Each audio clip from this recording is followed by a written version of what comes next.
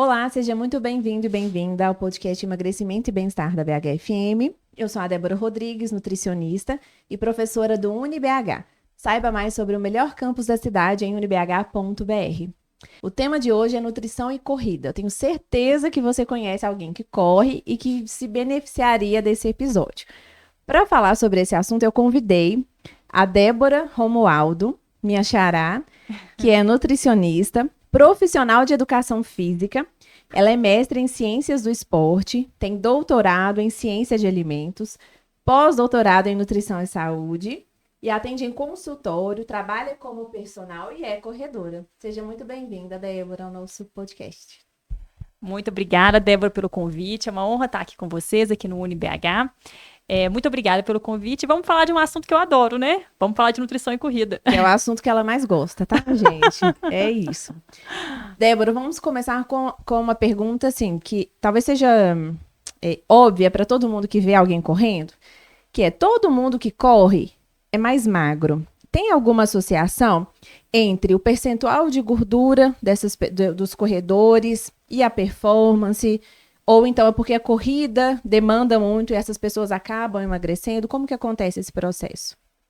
Bom, pessoal, as duas coisas são verdadeiras que você colocou aí, né? Mas a gente tem, por exemplo, um estudo que ele é bem interessante, que ele mostra que a cada 1% de percentual de gordura que o corredor reduz, ele tende a melhorar o tempo de maratona, por exemplo, em 2 minutos. Então, assim, a gente que corre sabe o quão sofrido é melhorar 2 minutos no nosso tempo de maratona. Então, assim, existe uma correlação, sim, do percentual de gordura, do peso corporal, com o desgaste na corrida, com a performance. Realmente, quando a gente pensa em performance da corrida, ser leve é um fator importante. Tá, então vou puxar agora o gancho para outra pergunta que eu tenho certeza que as pessoas têm dúvida, que tem relação com a nutrição e a corrida também. Eu posso correr em jejum? Ou eu tenho que sempre estar em estado alimentado? Para responder essa pergunta, a gente precisa de pensar algumas coisas antes. Então, primeira delas, qual o treino que você vai fazer? De uma maneira geral, os estudos colocam que treinos com duração superior a 90 minutos, eles precisam realmente de uma alimentação antes, tá? Então, vamos pensar, primeiro, o que vai determinar isso, né? Tá muito associado com o tipo de treino que você vai fazer. Então, falamos primeiro da duração do treino. Um segundo ponto que é tão importante quanto é a intensidade desse treino. Se a intensidade ela é moderada ou se a intensidade é alta, né? E a gente tem alguns parâmetros para poder calcular isso. É também bem interessante que você faça uma alimentação antes. Isso pensando em performance, tá, gente? Se é um treino regenerativo, um treino mais leve, que você vai fazer ele só para rodar, né, que faz parte da sua planilha de treinamento semanal, os estudos colocam que fica facultativo, né? Se você se sente bem comendo antes, tudo bem, mas se você também quer ir de jejum, é um ponto também que pode ser considerado. Lembrando que os trabalhos científicos mostram que correr de jejum não leva a maior resposta de emagrecimento, mas tem pessoas que realmente se sentem mais confortáveis correndo de jejum. Se o treino for de intensidade leve e de duração pequena, né, menor que 90 minutos, não teria problema, tá? É isso que os trabalhos colocam. Mas um outro ponto que é super importante a gente falar aqui, que pré-treino não é só o que a gente come logo antes. Então vamos pensar que você, corredor que está aqui assistindo, sai para correr igual eu, às 5h30, 6 horas da manhã. Então você acabou de acordar, né? Obviamente, o que você comeu no dia anterior, na noite anterior principalmente, vai ser muito importante para a performance do dia seguinte. Então o pré-treino não é só a refeição que você faz logo antes. O que você comeu no dia anterior, principalmente se tiver carboidrato, também vai influenciar muito na sua performance no treino no dia seguinte. Então, vamos imaginar que você jantou um macarrão, que é o que nós, corredores, adoramos, né? Uhum. Antes de um treino longo, a gente vai lá e faz um jantar de massas, como aquele prato de macarrão, né? Então, isso realmente, a gente tem estudo mostrando que isso pode melhorar a performance até em torno de 3%. E quando a gente fala de corrida, qualquer porcento conta. Qualquer segundo é importante, né? Que a gente quer bater nosso RP, né? Que são os nossos melhores tempos. Então, assim, para responder a pergunta, posso ou não posso treinar de jejum? Depende da duração do treino, da intensidade do treino e do que você comeu no dia anterior. Então, eu vou só voltar aqui na sua fala, porque eu acho que é muito importante. A pessoa que quer emagrecer, então não necessariamente se ela correr em jejum, isso vai ser bom para ela. Não necessariamente. Os trabalhos científicos, inclusive, não respaldam a ideia de que treinar em jejum melhora o emagrecimento. A gente sabe que isso pode melhorar a sua capacidade de oxidar gordura, mas pensando em emagrecimento é uma resposta crônica. Então, não adianta você oxidar mais gordura numa sessão de treino, isso não reflete necessariamente em emagrecimento, né? Que é uma resposta crônica e muito mais complexa. E ainda que a pessoa deseje perder peso, ela vai correr em jejum, por exemplo. Ainda assim, na noite anterior, ela tem que ter uma alimentação adequada, né? Se ela tiver uma alimentação rica em carboidrato na noite anterior, isso aumenta a nossa reserva de glicogênio para o treino no dia seguinte. Então, isso com certeza vai influenciar na performance. Certo. Agora também, ainda nesse assunto, Débora, porque eu acho que é a dúvida de boa parte das pessoas. Tem alguma possibilidade da gente emagrecer sem perder a performance? Débora, essa pergunta é muito importante. Essa sua dúvida é a dúvida de muitos corredores que eu atendo no dia a dia no meu consultório. Por quê? Porque fica aquele diabinho ali, ó, você tem que ficar leve, você tem que emagrecer. Aí o que as pessoas na prática querem fazer? Querem restringir o máximo possível durante a semana, independente do treino que está fazendo. Se é um treino, por exemplo, intervalado, um treino de linear, ou se é um treino regenerativo, elas querem tentar restringir o máximo possível durante a semana, porque final de semana quer chutar o balde. A verdade seja dita, né? Então, né, por que isso é um erro, né? Na nutrição, a gente tem um cálculozinho que a gente faz que chama disponibilidade de energia. Nesse cálculo, ele significa o seguinte, falando de um jeito bem simples, seria a relação do tanto que você come pelo tanto que você gasta, relativizado pela sua massa livre de gordura, tá?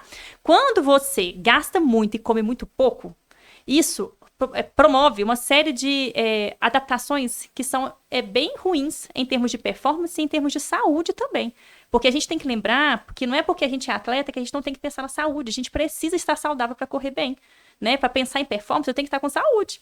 Então, o que acontece? Se eu gasto muita caloria naquele dia, no treino que eu fiz de manhã, por exemplo, aí o resto do dia eu vou lá e faço dietas bem restritivas, né, para tentar compensar, porque eu quero emagrecer, quero ficar leve, final de semana eu quero comer o que eu quiser, não é assim?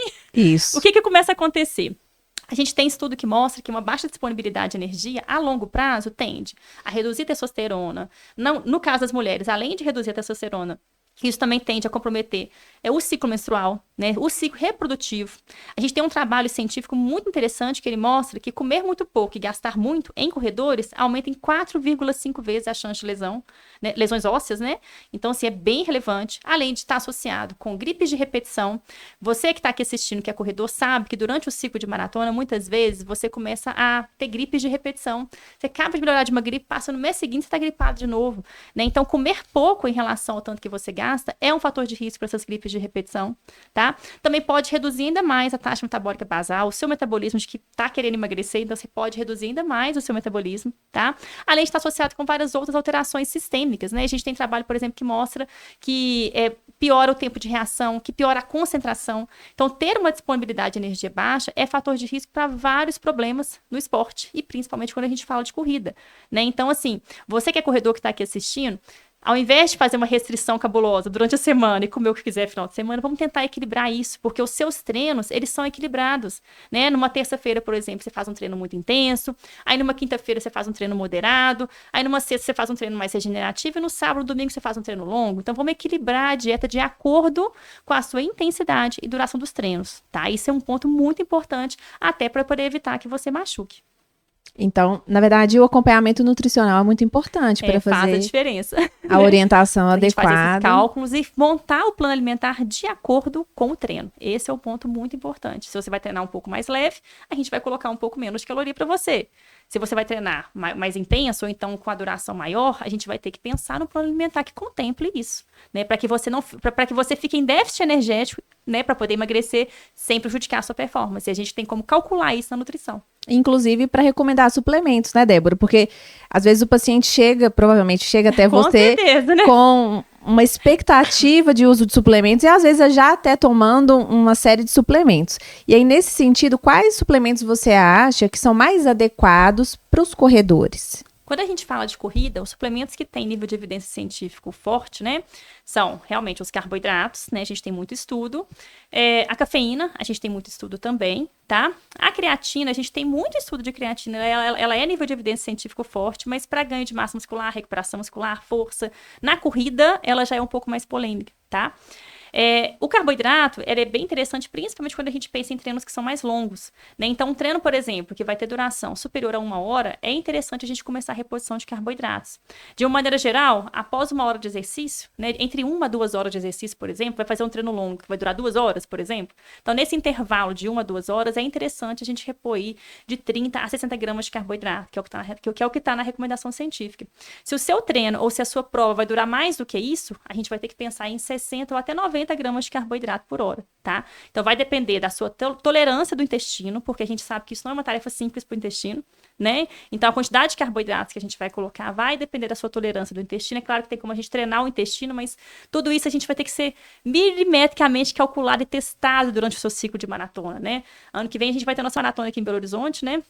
Já tem muita gente me procurando no consultório para poder ver isso, né? Então, eu acho que é bem interessante a gente testar esses suplementos. Não dá para treinar o ciclo inteiro sem usar os suplementos. Aí, ano que vem, você vai lá, na hora da maratona, você quer usar todos que seu amigo usa. Isso não funciona, né? Então, eu acho que a gente tem que testar isso durante o ciclo, né? Usar a nutrição, a gente fala, Débora, de periodização nutricional. O que é isso? Assim como a gente tem a periodização do treinamento, que você organiza ali o seu ciclo de treinamento para maratona, né? Que você aprova sua prova-alvo. Junto com isso, a gente vai organizando a nutrição. Então, se no início, por exemplo, do seu ciclo de treinamento, você está gastando pouco, está tendo uma demanda menor, a nutrição vai ajustar de acordo com isso. Está no pico do ciclo, já está fazendo longo ali de 30 quilômetros, aí a nutrição vai acompanhar isso também, inclusive a suplementação, né? Então, assim, isso é um ponto importante. Em termos de suplemento, a gente pensaria no carboidrato, na cafeína, são os que têm mais evidência na corrida. Lembrando que cafeína, a gente, muito cuidado, porque apesar de ser um suplemento com nível de evidência científico forte, a gente tem uma resposta que diferencia, que é muito diferente entre as pessoas, porque ela tem influência genética. Eu tenho pacientes que falam que tomam café e vai dormir depois e fica tudo bem. Tem paciente que toma café e perde o sono. Então, assim, existe uma diferença na resposta que é determinada geneticamente. Então, isso também tem que ser testado durante os treinos. E muita atenção com a dose, né? Eu tive um corredor uma vez que ele resolveu trocar todos os géis dele durante o treino o longo, né, para maratona, para géis com cafeína. Claro que ele deu PT, né? Nossa. Então, não é interessante, porque a cafeína, ela tem uma dose a ser calculada e ser testada, né? Acima de 6 miligramas por quilo de peso, inclusive é associado com efeitos tóxicos, né? Na parte cardiovascular, na parte de ansiedade, na parte do sistema gastrointestinal. Então, tem que ter muita atenção em relação à dose também. E aí, Débora, não entra na categoria dos suplementos, mas é muito importante, que é a água, né? Como a gente sabe que o corredor ele tá hidratado, e tem uma forma dele avaliar isso? Olha, o que eu costumo pedir para os meus corredores para fazer é adquirir o hábito de olhar aquela escala da urina, que você vai digitar aí no Google, vai ver que tem um tanto de figurinha lá. Antes de sair para treinar, você vai adquirir o hábito de olhar o seu estado de hidratação. Então, isso é uma dica legal. E segundo, gente, durante o exercício, a melhor forma de se manter hidratado é seguir a sua sede. O que eu vejo na prática? As pessoas, às vezes, elas estão tão apavoradas para acabar o treino logo, porque elas têm que sair para trabalhar, ou então estão tão ansiosas porque querem ver o pace que vão fazer, estão ansiosas ali para poder, né, fazer um bom tempo naquele treino, e às vezes elas nem prestam atenção na sede que elas estão sentindo. A sede é um mecanismo fisiológico para te dizer, olha, estou precisando de um pouco de água. Então, a melhor forma de se manter hidratado é seguir a sua sede. O excesso de água, Débora, ele é extremamente ruim na corrida, tá? A gente tem vários relatos, inclusive uma prevalência significativa de hiponatremia dilucional, né, por excesso de água. Às vezes o corredor, durante os treinos, ele não toma água nenhuma, porque ele tem que levar, tem que pôr no carro, aí fica difícil, ele acaba nem treinando com água, mas no dia da prova, como a própria prova oferece água, por exemplo, a cada 3 quilômetros, a cada 5 quilômetros, depende da prova, né? Aí ele começa a tomar água desesperadamente, todos os postos de abastecimento. E aí, o que começa a acontecer? E a gente tem estudo, inclusive, que mede a prevalência da hiponatremia dilucional, que é tanta água que ele toma que o sódio fica diluído por excesso de água. E não necessariamente porque estou perdendo sódio demais. Então, assim, tomar muita água é um problema, tomar pouca água também é um problema. Como saber esse equilíbrio? Siga a sua sede. Que aí não tem erro. E aí, você falou do sódio, Débora. A gente vê que muitos corredores usam as cápsulas de sal, né? Existe recomendação para isso? Como funciona? Olha, essa parte é a mais difícil da gente discutir aqui, porque o sódio é muito polêmico, sabe? Uma primeira regrinha que a gente tem é que para treinos, a gente só repõe sódio para treinos com duração superior a 2 horas, tá? Ou então para quem perde mais de 1,2 litros por hora de suor, tá? Então são as duas regras básicas, tá? Se for repor sódio, a recomendação é de 300 a 600 miligramas de sódio por hora. E não se esqueça que o seu gel provavelmente também tem sódio. Então, o que eu vejo muitos corredores fazendo? Então, tá ali usando um gel da marca X, que já tem ali 200 miligramas de sódio, vai lá e toma uma cápsula de mais 300, e aí ele toma 2, 3 géis por hora, mas a cápsula de 300 tá ali tomando 1.000 miligramas de sódio por hora. Qual que é o risco disso? Muito sódio te estimula a tomar mais água e hiponatremia dilucional. A gente já tem trabalho científico mostrando isso. Então, o excesso de sódio também não é o caminho. Qual que é o caminho? vai no nutricionista, vamos aprender a entender qual que é a sua reposição de sódio, qual que é a sua taxa de sudorese. A gente vai, inclusive, durante o ciclo de treinamento, medindo isso para a gente conhecer o atleta e saber se ele precisa de repor sódio ou não. Gente, vai fazer um treino de 5 km, vai fazer um treino de 10 km de 1 hora, você não precisa de repor sódio. Não tem recomendação científica para isso. Ah, mas tem uma exceção que representa 20% dos corredores só 20%, tá? Que é as pessoas que são suadores salgados, que a gente fala. Um termo, é difícil a tradução desse termo, mas são pessoas que realmente, por litro de suor, perdem mais sódio do que as outras. Isso é determinado geneticamente. Hoje, na ciência, a gente já conhece até o gene que faz isso, tá? Mas essas pessoas são só 20%. O que a gente vê na prática? As pessoas estão repondo sódio sem critério nenhum. Quem é suador salgado, e apenas quem é suador salgado, realmente precisa repor sódio com 1 hora de exercício. Mas isso tem que ser calculado e avaliado individualmente pelo nutricionista. Nada de sair por aí repondo sódio sem critério nenhum, tá? Porque também tem os riscos, né? A gente trabalha na nutrição durante quantos anos falando do excesso de sódio, aí as pessoas querem treinar e querem repor sódio, e depois do exercício estão lá repondo tanto de sódio também, estão repondo sódio o resto do dia, porque gastou demais no exercício. Poxa, peraí, será que precisa? Né? Cadê o critério científico disso? Né? É sempre importante avaliar. Nunca existe uma recomendação que é para todo mundo, né? A gente sempre individualiza. Com certeza. Débora, muito obrigada. Eu acho que você contemplou todas as dúvidas, se não todas, quase todas dos corredores. Às vezes quem vai iniciar na corrida escuta muito falar sobre o assunto e fica nessa dúvida, né? O que é verdade? O que eu devo fazer? Então, acho que já é um primeiro passo. Muito obrigada pela sua participação. Gente, muito obrigada por estar aqui ouvindo a gente. Eu vou deixar aqui meu contato, Débora, meu Instagram é Débora Romualdo, Nutried Física, para quem quiser me procurar lá e ter oportunidade de discutir isso com um pouco mais de detalhes, tá bom? Muito obrigada. Obrigada, Débora.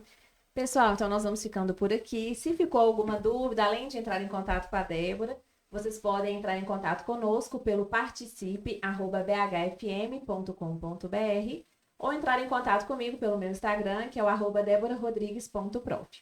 E não se esqueça, UniBH, saiba mais sobre o melhor campus da cidade em unibh.br. Um abraço e até o próximo episódio.